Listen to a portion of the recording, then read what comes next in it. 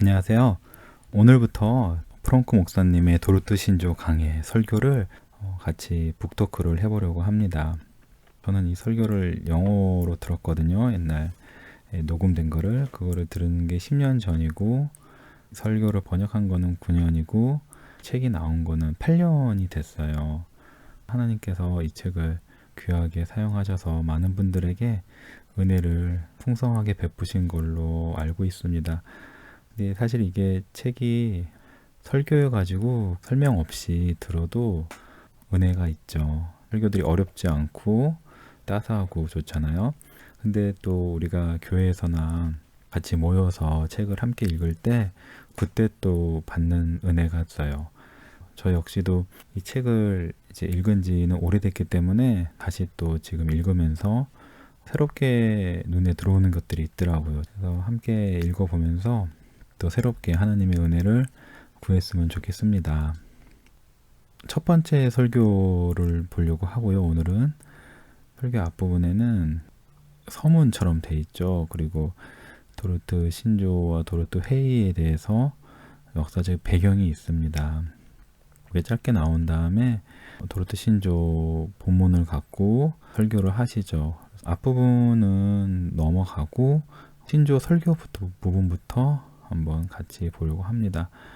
처음에는 그 도르트 신조 1장의 첫 5항을 설교를 하십니다. 그래서 이 첫 5항은 도르트 신조의 앞부분에서 정말 중요한 것 같아요. 도르트 신조가 예정에 대한 어떤 다른 그 책들과 달리 굉장히 목회적인데 그 특징이 이 첫 번째 5항에 잘 나타나 있습니다. 정리를 하면 제1항의 제목은 하나님 앞에 정죄받아 마땅한 온 인류라는 소제목이 붙어 있고요. 2항은 하나님의 아들을 보내심, 3항은 복음설교, 4항은 복음설교의 2가지 결과, 5항은 믿지 않는 원인과 또 누군가가 믿는 원천에 대해서 설명을 하고 있습니다. 목사님의 설교는 처음 시작할 때 예정에 대한 어떤 잘못된 오해를 언급하시죠. 사실 예정론, 선택유기, 칼빈주의 오대교리 이게 그렇게까지 교회에서 인기 있거나 익숙한 내용은 아니었어요. 그리고 사실 많은 분들이 심지어 장로교회에 어렸을 때부터 다니신 분들도 여기에 대해서 별로 들어본 적이 없거나 예정에 대한 얘기를 들을 때는 별로 이렇게 좋지 않은 얘기, 그거를 비판하는 분들의 얘기를 많이 들으셨을 거예요.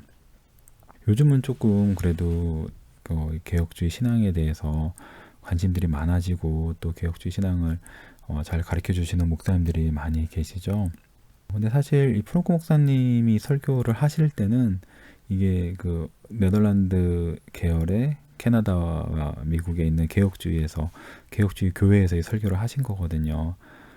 그런데도 불구하고 사실은 개혁교회 안에도 예정에 대해서 오해하는 분들이 적지 않아요. 프랑크 목사님의 이 설교를 하신 배경을 잠깐 말씀드리자면, 목사님이 이제 젊은 나이 20대 때 이제 임직을 하시고 캐나다 서부에 있는 한 그 개척교회에서 목사를 섬기셨죠. 2교회인가를 섬기셨어요. 그리고 나서 교회가 어느 정도 이렇게 선 다음에 동부에 있는 교회로 가셨어요. 근데 그 교회에서는 다른 교단에서 온 분들이 많았어요. 근데 그분들이 예정에 대해서 좀 오해가 많으셨고 좀 영혼의 어려움들을 많이 겪는 분들이 계셨어요. 그분들을 대상으로 이 도르트 신조 강해를 하신 거거든요. 그래서 이 설교 전체에 그때 그 목사님이 맡으신 교회에 영혼들이 갖고 있는 영적인 어려움이나 잘못된 오해들, 이거에 되게 초점이 많이 맞춰져 있어요, 설교가. 그게 사실 첫 번째 설교부터 나오죠. 그래서 여기 나오는 그 예정에 대한 오해, 하나님을 되게 무자비하고 비정하고 자기 마음대로 막 죄 없는 사람을 영원전에 정해가지고 지옥에 보내버리고, 사람은 아무것도 할 수 없고 운명대로 끌려서 지옥에 떨어지는 그런 식의 이제 그림을 그리는 분들이 있다는 말씀을 하시죠. 우리가 이제 어떤 거를 잘 알지 못한 채로 비판을 하는 경우가 많아요. 예정론을 비판하시는 분들 중에서는 사실상 도르트 신조를 차근차근 제대로 읽어보고 거기에 무슨 내용이 있는지 알려고 애써 보신 적이 별로 없는 상태로 그냥 편견을 갖고 비판하시는 분들이 있고요. 공부를 하셨지만 그래도 그거를 인간의 작품 정도로 그냥 다양한 인간의 신학 견해 중에 하나 정도로 그렇게 치부하시는 분들이 있죠. 근데 사실 여기서 제가 말씀드리고 싶은 거는 예정에 대해서 오해를 갖고 있는 분들이 왜 오해를 갖고 있냐고 했을 때 적지 않은 경우에 예정을 가르치는 분들이 또 예정을 고백한다고 자랑하는 분들이 잘못된 방식으로 예정을 가르친 경우가 적지 않아요. 그런 식의 말들이 막 있거든요. 뭐 유기된 자는 믿고 싶어도 믿을 수 없다. 그거는 정확히 잘못됐죠. 그런 말 같은 게 프랑크 목사님이 여기서 그 비판하는 그런 굉장히 문제 있는 견해예요. 우리가 예수님을 믿는다고 고백할 때 말로는 그렇게 고백하지만 실제로 우리의 어떤 삶이나 그 신앙의 내용이 참된 예수님 제자답지 못한 경우가 많거든요. 그런 거를 세상이 보고 기독교를 욕하고 심지어 이제 예수님을 욕하는 경우가 있어요. 참 안타까운데 비슷하게도 뭐 개혁주의다, 내가 칼빈주의다를 고백하는 분들이 그 오히려 칼빈주의에 대해서 그러니까 많이 알지만은 어떤 굉장히 중요한 것들을 알지 못하고 또는 그 신앙의 내용대로 믿고 살지 못해서 다른 교인들, 그러니까 칼빈주의가 아닌 성도분들에게 비판을 받는, 그래서 예정뿐만 아니라 개혁주의 전체가 비판을 받는 그런 안타까운 일들도 있거든요. 그래서 저는 이 책이, 이 설교가 그런 것들을 드러내고 정말로 그 개혁주의 성도의 모습이 어떠한가, 예정을 공부하고 그거를 믿고 그거를 귀히 여기는 성도는 어떤 신앙을 갖고 있고 어떤 신앙생활을 하는가, 그런 것들이 이 책을 통해서 보여지지 않을까 그렇게 생각을 합니다. 프랑크 목사님이 그 예정에 대해 잘못된 태도로 하나 언급하시는 게 뭐냐면은 예정에 대해서 알고 동의는 하지만 그거를 부끄러워하는 경우를 말씀하세요. 그래서 이거를 뭐 옛날에 있었던 중요한 신학이고 하니까 이거를 신학교에서 배우는 거는, 가르치는 것은 괜찮다. 하지만은 강단에서 설교하지는 말아달라라고 주장하시는 분들이죠. 왜 그러냐면은 이 예정론이 뭐 덕이 안 되고 혼란만 가져온다. 그런 이제 오해가 있을 수 있어요. 왜 그런 태도가 생길까요? 생각해보면 예정론에서 복음의 능력, 구원의 달콤함, 뜨거움, 은혜를 맛보지 못하였기 때문에 예정론에 대해서 부끄러이 여기는 거죠. 마찬가지예요. 우리가 만약에 누가 예수님에 대해서 부끄럽게 여긴다, 교회 다니면서도 예수님에 대해서 부끄럽게 여긴다 하면은 그거는 예수님의 그 어떤 사랑과 은혜와 또 능력과 그런 것들을 경험해보지 못하였기 때문에 그런 거거든요. 그런 거를 경험한 사람은 예수님이 굉장히 귀하고 복음에 대해서 부끄러워하지 않을 거예요. 복음이 믿는 사람에게는 생명에 이르는, 영생에 이르는 하나님의 능력이라는 것을 자기가 맛보아 알기 때문인 거죠. 그래서 사실 여기서 우리가 이 예정론뿐만 아니라 기독교의 모든 가르침, 모든 교리를 배울 때 어떠한 태도로 배워야 하느냐, 어떤 거를 목표로 우리가 공부를 해야 하느냐 하는 것을 여기서 보여줘요. 성경의 가르침에서 또는 교리에서 복음의 능력을 맛보는 거죠. 기쁨, 위로, 힘이 나는 그런 것들을 맛볼 때 우리가 그런 걸 하나님을 찬송하고 할 수 있고, 그런 것들을 부끄러워하지 않고 오히려 자랑하게 되는 예수님의 참 제자가 되는 거죠. 여기서 이제 마귀의 일이 드러나는 게 있어요. 예정론 같은 거 사실 되게 중요한 교리거든요. 이신칭이나 그런 것과 더불어 또는 예수님의 성육신, 그런데 이 중요한 교리고 이것이 신앙생활에서 굉장히 힘과 능력을 주는 게 있어요.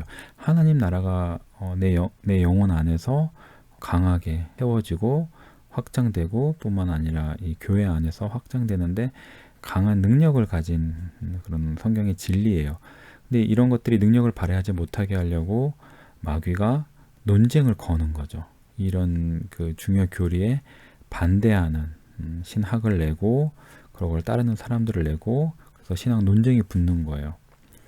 그러면은 사람들은 어떻게 생각하는 경우가 많냐면은 뭔가 기독교인이라는 사람들 사이에서 신학 논쟁이 붙었으니까 뭔가 둘 다 맞거나 각자 뭐 어느 정도 맞는 게 있고 어느 정도 틀린 게 있겠지. 그리고 뭔가 다양한 견해가 있을 수 있구나라는 생각을 하게 되죠. 그러면은 사람들은 어떤 논쟁 자체를 공부하거나 또는 그거를 굉장히 객관적으로 마치 어떤 학문 논쟁을 대하듯이 그렇게 객관적으로 접근을 해요. 그런데 그렇게 해서는 교리가 주는 진짜 신앙의 핵심을 맛볼 수가 없죠. 그러니까 우리가 개혁주의 예정론에 대해서도 공부할 때 뭐 신학 역사도 배우고 시대적 배경도 공부하고 다양한 뭐 알민주의 뭐 교리가 이거고 칼빈주의 교리가 이거고 칼빈주의에서 어떻게 이 알미니안 주장들을 논박해냈냐 이런 신학적인 거에 관심을 갖는 거는 거기서 멈추면은 사실은 많이 아쉬운 거죠. 거기서 더 나아가야 돼요. 그래서 여기 이 맥락에서 프랑크 목사님이 도르트 신조를 가르치는 사람이 염두에 두어야 할 두 가지 목표를 말씀하십니다. 바로 하나님의 영광과 신자의 위로죠. 이것이 예정뿐만 아니라 모든 성경 교리를 가르치고 배우는 사람의 기본 목표예요. 이 두 가지 목표, 내가 위로를 받고 또 하나님께 모든 영광을 돌리는 이 목표에 이르지 못하면 사실상 제대로 배우지 못한 겁니다. 그래서 여기 이르기 위해서는 기도와 함께 묵상이 필요해요. 다윗처럼 주야로 주의 말씀을 묵상해야지 그 말씀에서 달콤함을 느끼거든요. 하나님 말씀이 꿀보다 달다는 고백이 나오는 거예요. 예정은 또 마찬가지입니다. 이거를 목사님의 설교를 듣거나 다른 여러 좋은 설교집이나 책을 읽고 또 거기에 언급된 성경 구절들을 기도하며 읽고 그걸 계속해서 생각을 해야 돼요. 계속해서 생각하고 자기 자신에게 질문하고 그러면서 이 교리가 갖는 어떤 능력을 맛보게 해달라고 하나님께 간구하는 게 있어야 되죠. 요즘 보면은 교회에서 교리에 대한 관심이 참 높아졌어요. 좋은 책들도 많이 나오고요. 외국 서적 굉장히 많이 번역되지만 또 한국의 목사님들이 또 교수님들이 좋은 책들도 많이 쓰시거든요. 그래서 고등학생들도 그렇고 교회에서 뭐 청년부도 그렇고 작년은 말할 것도 없고요. 되게 잘 배우세요. 너무나 열심히 막 책을 읽고 잘 배우세요. 그런데 마치 이제 학교에서 뭐 역사를 공부하듯이 어떤 사회 과목을 공부하듯이 그런 식으로 교리를 공부할 수가 있거든요. 그런 거에서 멈출 수가 있거든요. 근데 그런 거는 위험하죠. 그거는 신앙에 있어서 지식이 중요한 요소예요. 하지만 지식 자체가 신앙은 아니거든요. 그러니까 우리가 교회에서 오랜 동안 그 참신앙과 거짓신앙을 구별했거든요. 그러니까 알기만 하고 그것이 어떤 진리의 능력으로서 작동하지 않는 것을 역사신앙이라고 그러거든요. 교회에서 이런 역사신앙만을 갖고 있을 수가 되게 쉬워요. 특히 어렸을 때부터 교리를 아주 잘 배운, 바른 교리를 잘 배운 교회에서 지식으로 알고만 있는 경우가 그런 사람이 많이 나올 수 있죠. 그래서 어떤 교단은 프랑크 목사님이 속하신 교단 같은 경우는 그런 것에서 넘어서서 정말로 교리에서 어떤 실질 능력을 맛보는 것을 강조해요. 그걸 이제 체험적 개혁주의라고 이제 부르는 거죠.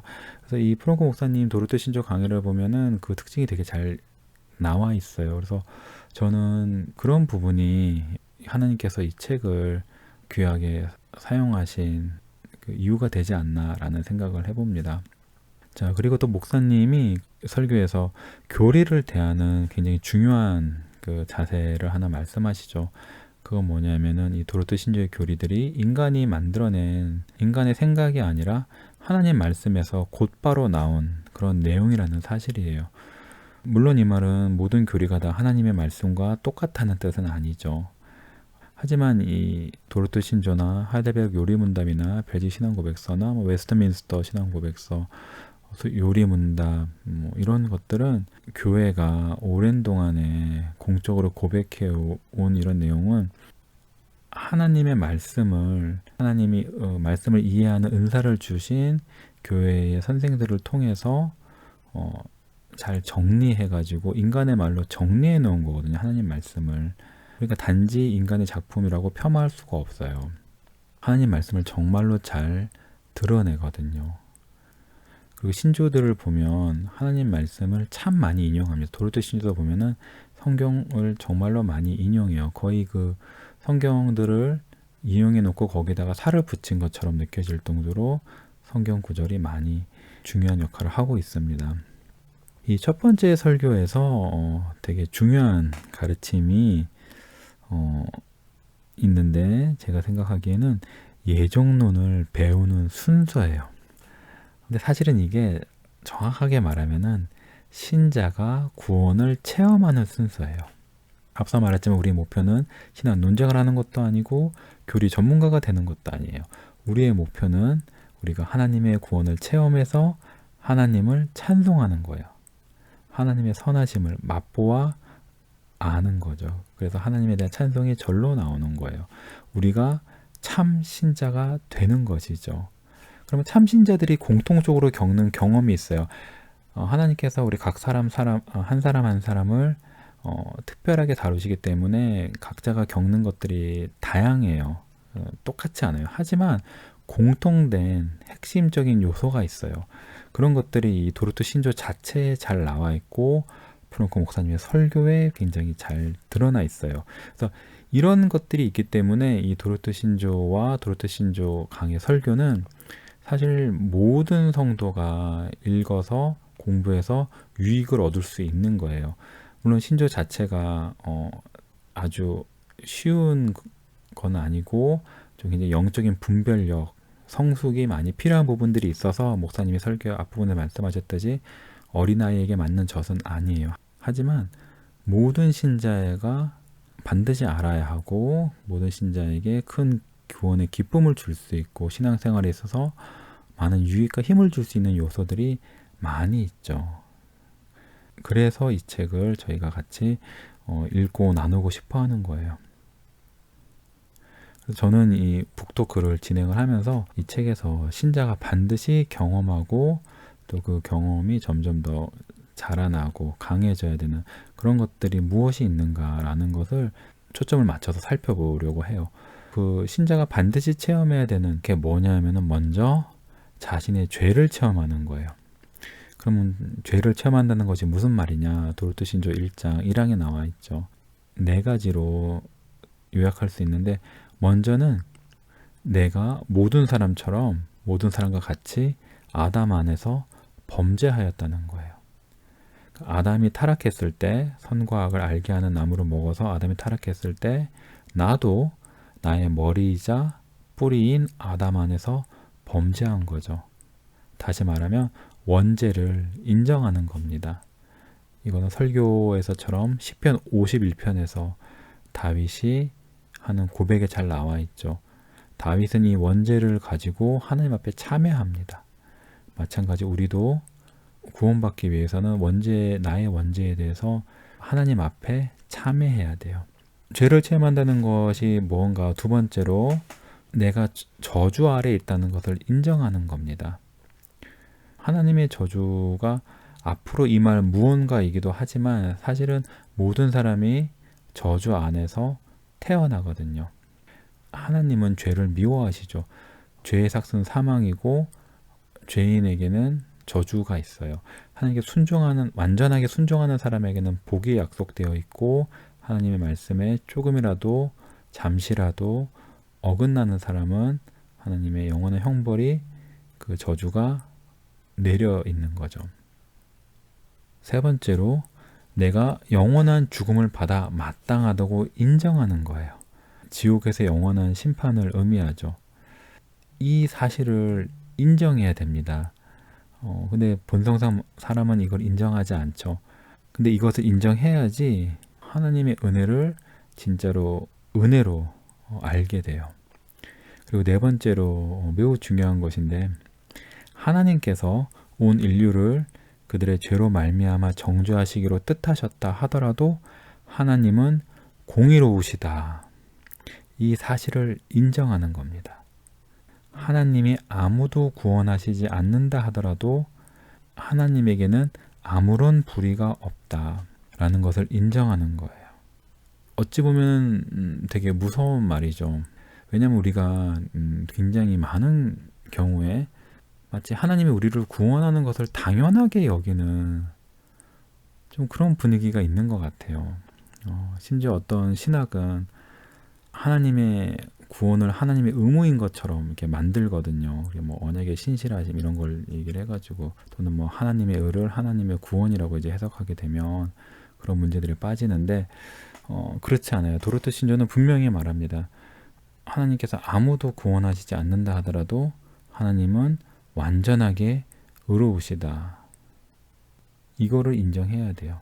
그렇지 않으면은 은혜가 아닌 하나님의 의무로 만들어 버리죠.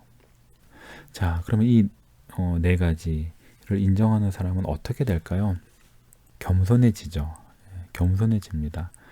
내가 겪는 어떤 그 하나님의 벌에 대해서 억울하다는 말을 하지 않아요. 이제 피해자 코스프레를 하지 않는 거죠. 자기를 변호하려고 하지 않아요. 자기를 꾸미려고 하지 않죠.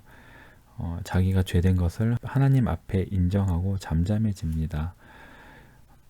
사람은 기본적으로 자기를 피해자라고 생각해요.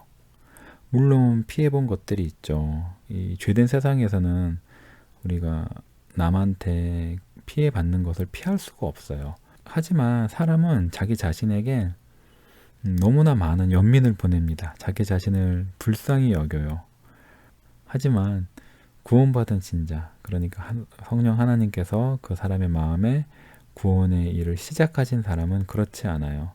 자기 자신을 피해자가 아니라 오히려 하나님 앞에 죄를 지은 그런 아주 큰 죄의 책임, 죄책이라고 하죠. 죄책을 진 가해자라고 인정합니다. 이렇듯 죄의 책임을 인정하는 것은 성령 하나님께서 주시는 아주 특별한 은혜예요. 오직 참 신자에게만 주시는 은혜거든요. 사실 많은 사람들이, 심지어 교회 다니지 않는 사람들도 자신의 죄를 인정해요. 자신이 도덕적으로 완전하지 않고 자기가 어떤 잘못된 것, 죄를 짓는다고 인정을 하죠. 자기가 더럽다는 것은 안단 말이에요. 그런데 죄의 책임은 잘 인정하지 않아요.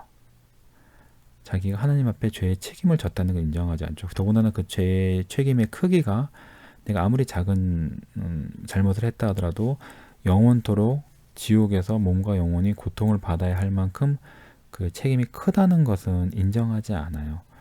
왜 그러냐 하면은 하나님의 거룩하심, 하나님의 완전한 의로우심을 보지 못하기 때문이거든요.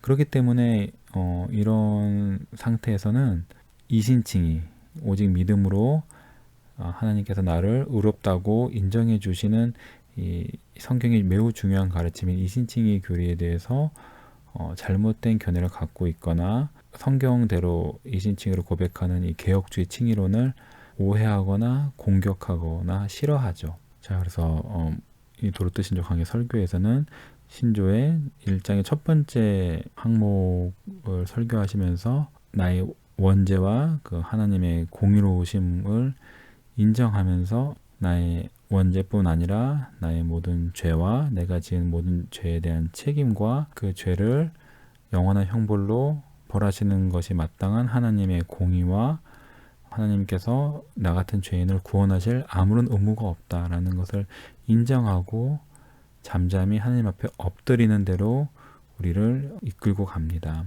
그 다음에 두 번째 항목에서는 하나님께서 독생자 예수 그리스도를 보내신 말이 나오죠. 바로 요한복음 3장 16절에 복음 약속이 나옵니다.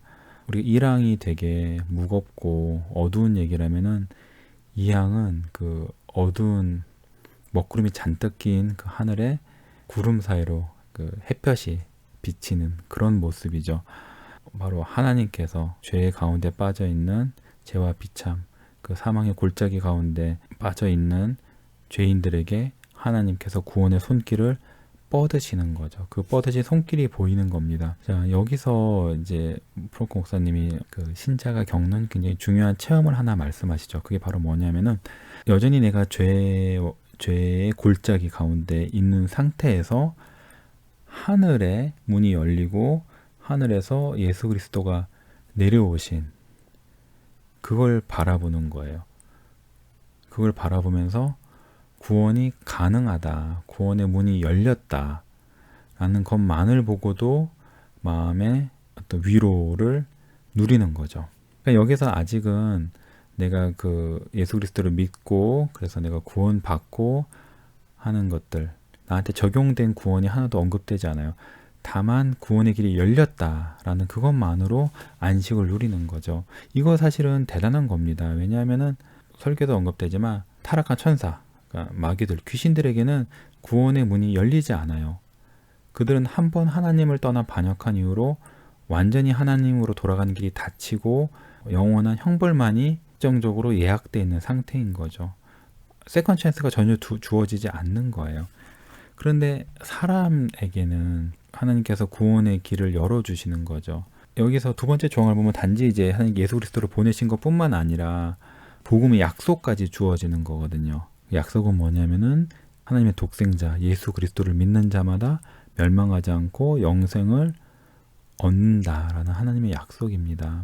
세 번째 항목을 보면은 이 항에서 그 하나님이 주신 복음 약속의 어떤 뭐 조건이라고 해야 되나요? 별로 제가 좋아하는 말은 아닌데 조건이 하나 있죠. 그게 뭐냐면은 예수 그리스도를 믿는 거죠.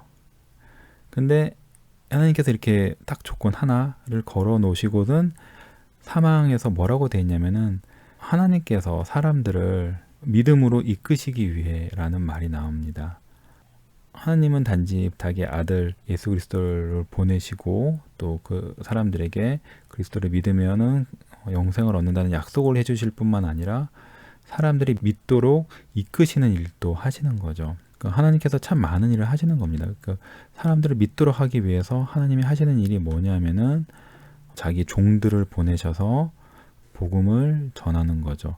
이 종들이 전하는 메시지는 뭐냐면은 십자가에 못 박히신 그리스도를 믿고 회개하라라는 이 명령입니다.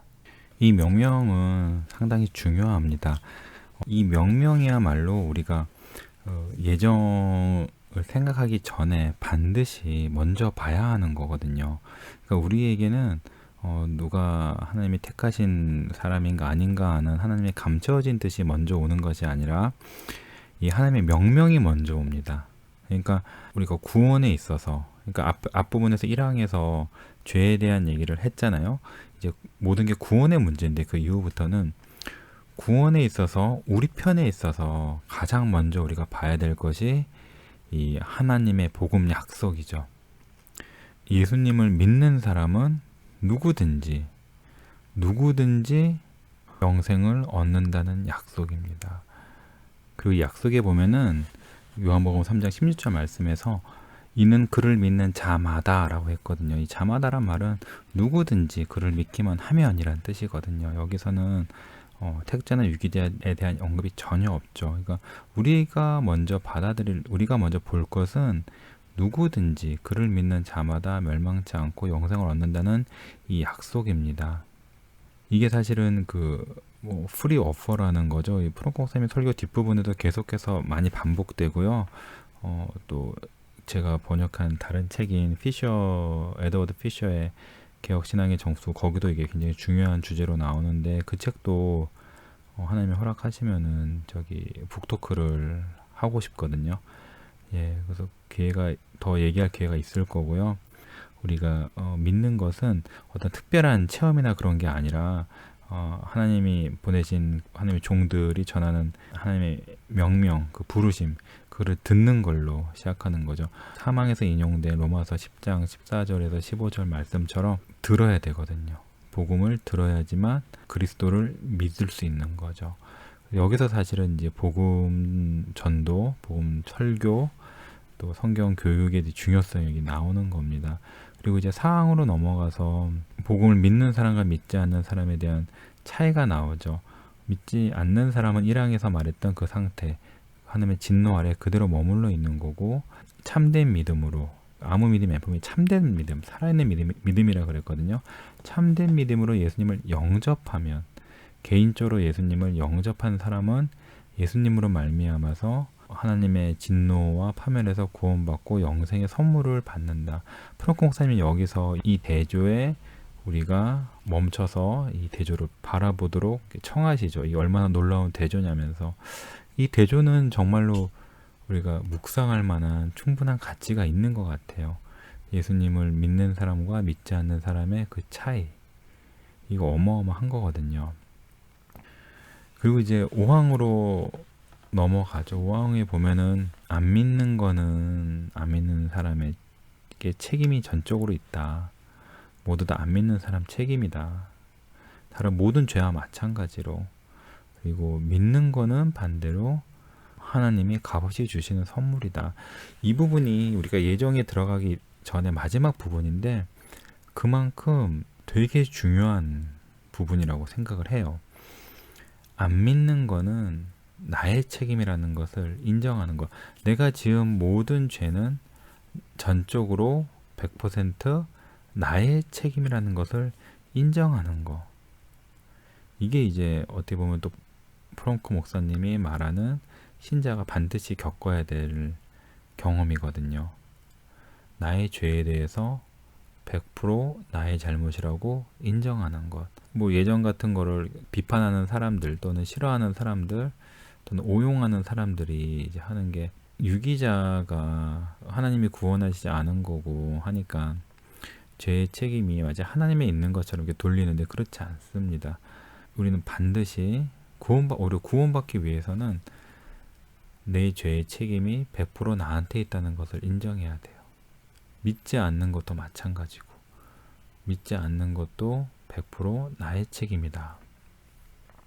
반면에 이제 내가 믿고 난 다음에는 그것이 하나님이 주신 선물이라는 걸 알죠. 이것도 마찬가지예요.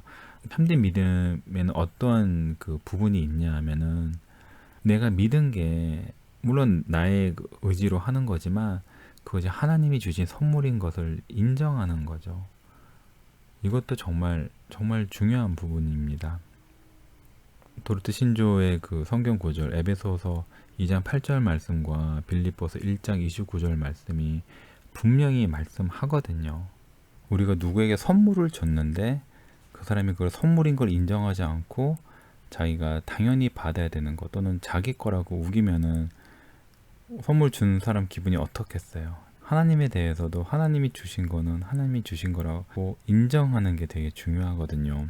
하나님과의 관계에서 되게 기본 아니겠어요? 거듭난 사람, 참신자라면은 나의 믿음이 하나님이 주신 선물, 더군다나 내가 받을 만해서 준 선물이 아니라 여기 성경 말씀대로 은혜로 주신 거라는 것을 인정해야 되는 거죠.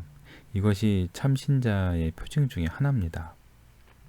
이 설교의 마지막 부분에서 프랑크 목사님은 다시 한번 우리의 초점을 감춰진 하나님의 뜻인 선택과 예정이 아니라 우리에게 드러난 것, 하나님이 우리에게 오실 때 가장 맨 앞에서 중요하게 갖고 오시는 것, 바로 하나님의 부르심, 하나님의 청함, 여기에 초점을 맞추도록 다시 한번 우리를 권합니다.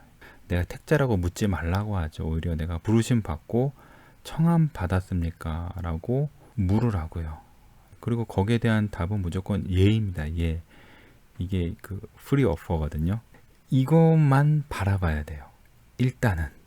나중에 예정에 대해서 더 알고 공부하고 배우고 체험해야 되지만, 지금 일단은 우리는 하나님의 나를 정말로 부르시는가, 하나님의 나를 예수 그리스도를 믿고 회개하라고 부르시는가, 나조차도 믿으면은 예수님으로 말미암아서 하나님의 진노에서 벗어나고 영생을 받을 수 있는가, 이 문제에 대해서 하나님은 그렇다라고 우리 확신을 하시면서 우리에게 복음을 전하신다는 거죠. 우리가 복음을 들었으며 나에게 꼭 집어서 복음을 전하신 거고, 왜냐하면 복음 전도자는 그 사람이 그냥 어쩌다가 나를 만나서 나에게 복음을 전한 게 아니라 하나님이 보내신 거거든요. 하나님이 보내신 복음 전도자를 통해서 내가 복음을 들은 거고, 왜냐하면 하나님이 보내시지 않으면은 아무도 복음을 전하러 갈 수 없고 복음을 전할 수 없어요. 그러니까 논리적으로 내가 복음을 들었다면 그건 하나님이 나를 꼭 집어서 복음을 전하도록 부르신 거죠. 그 일이 그렇게 되도록 하신 거죠. 섭리를 통해서. 그러니까 나는 하나님이 나에게 정말 직접 오셔서 부르신 것처럼, 마치 예수님께서 직접 오셔서 삭개오로 부르신 것처럼, 아무리 보잘것없어 보이는 인간 목사, 전도자 또는 복음을 전하는 친구라 할지라도 내가 예수 그리스도의 복음을 들었으면 그건 하나님이 나를 부르신 거고, 나는 그것만 붙잡고 하나님의 약속을 내 것으로 받아서 예수 그리스도를 영접하면 되는 거죠. 프랑크 목사님은 보다 더 겸손하게 무릎 꿇고, 마치 야곱이 그 예수님을 붙잡고 복을 달라고, 그렇지 않으면은 이제 안 보내주겠다 한 것처럼 우리도 그렇게 붙잡으라는 그 강권으로 설교를 마치셨습니다. 참 이 설교를 제가 여러 번 읽고 듣고 했지만, 오늘도 다시 제가 읽으면서 다시 한번 복음의 가장 기초를 생각하게 되는 것 같아요. 이게 구원받을 때 처음 한 번 일어나고 마는 일이 아니라, 구원받은 신자도 신앙생활을 하는 동안에 또는 은혜 가운데 자라나는 동안에도 계속해서 반복해서 이 자리로 돌아와야 된다고 생각해요. 내가 본성상 죄인이라는 거, 하나님이 나에게 아무런 좋은 것을 주실 의무가 없다는 거, 오히려 하나님은 나를 내 죄로 말미암아 영원히 벌하셔야지만 공의로우시다는 걸 늘 인정하고, 하지만 하나님이 예수님을 보내셨다, 구원의 길을 여셨다, 사람에게는 구원의 길을 허락해 주셨다. 그리고 내가 듣는 복음 메시지는 하나님이 보내신 설교자를 통해서 오는 거고, 그리고 복음을 믿고 안 믿고에 따라서 정말로 큰 차이가 있다. 이 땅에서는 그 차이가 잘 보이지 않아요. 믿는 사람과 믿지 않는 사람이 큰 차이가 보이지 않아요. 하지만 영의 눈으로 보면은 안 믿는 사람은 하나님의 저주 아래 계속 머물러 있는 거고, 안 믿는 동안에는, 믿는 사람은 그 저주에서 완전히 벗어났고 영생을 상속받을 사람이 된 거죠. 하나님의 자녀로 완전히 바뀐 거죠. 우리가 예정론에 대한 도로트 신조고 예정론에 대한 설교지만 예정 얘기가 하나도 안 나왔습니다. 1항부터 5항까지를 끊어서 설교를 하신 거는 굉장히 지혜로우신 거죠. 예정을 들어가기 전에 반드시 해야 될 것들을 확실히 한 겁니다. 이게 설교 하나로 끝나지만 사실 우리가 계속해서 이걸 확실히 해야 돼요. 사실은 이제 참신자가 아닌 그 표 중에 하나가 뭐냐면, 이런 거를 안 하려 그래요.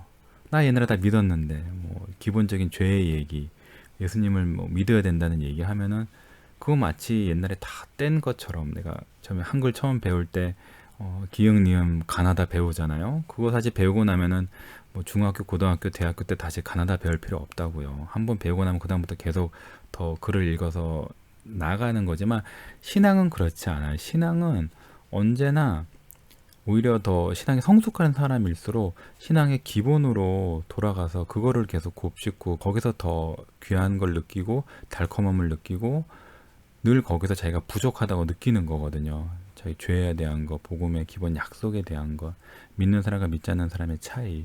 그렇기 때문에 저는 오늘 이 설교를 다시 읽고 여러분과 함께 나누려고 얘기를 한 것이 전 되게 복되다고 생각해요. 사실 이거 옛날에 다 한 거고, 이제 이게 뭔가 새로운 되게 다른 것들을 작업을 더 번역이든 뭐든 더 공부를 하지, 이거 옛날에 한 거를 왜 다시 보냐, 그런 사실 마음도 들었거든요. 이거 준비하면서. 근데 그렇지 않다. 하나님께서 내가 이거를 다시 읽도록 하신 뜻이 있지 않나. 여전히 나는 이런 기초를 무시하는 듯한 그 태도가 제 안에 있고, 여전히 이거를 잊어버리고 사는 또 태도가 저 안에 있지 않나라는 걸 보았습니다. 이 설교를 다시 읽으시는 여러분들에게 더욱더 풍성한 하나님의 은혜가 있기를 진심으로 바랍니다.